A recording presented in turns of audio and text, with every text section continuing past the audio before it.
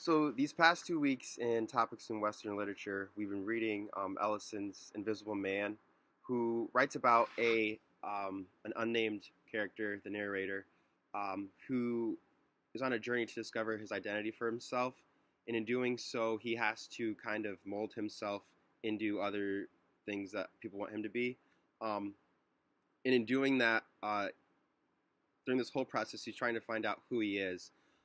So what this really brought up to me was the idea of how do we find our identity and where does it come from?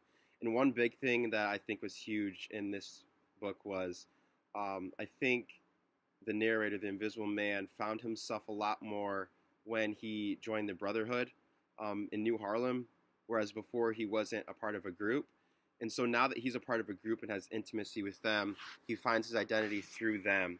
Um, so one of the huge things that I kind of thought about was this idea in my own personal life is how have I found my identity? And I've seen that I found my identity through a group context as well, which is in the body of Christ, and that I found my identity through Him. And I think that's huge in finding any identity is not only do we belong to a group, but we belong to that specific group because we have an intimacy and we know that they need us and we need them. And so, for example, for Ellison, he needs the brotherhood to claim part of his identity, whereas they need him to spread their news and to enhance their political uh, propaganda, I guess you could say.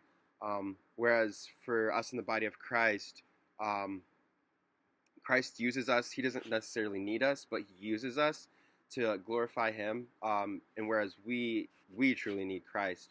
And so while doing that, we find our identity while using each of our own gifts and spiritual gifts to enhance his kingdom, just as the narrator, Invisible Man, is using his speech for the brotherhood. And so that's just what I've learned. Just finding your identity through intimacy, through others, and that way you can use your own strengths and gifts to pursue the group of where you find your identity from.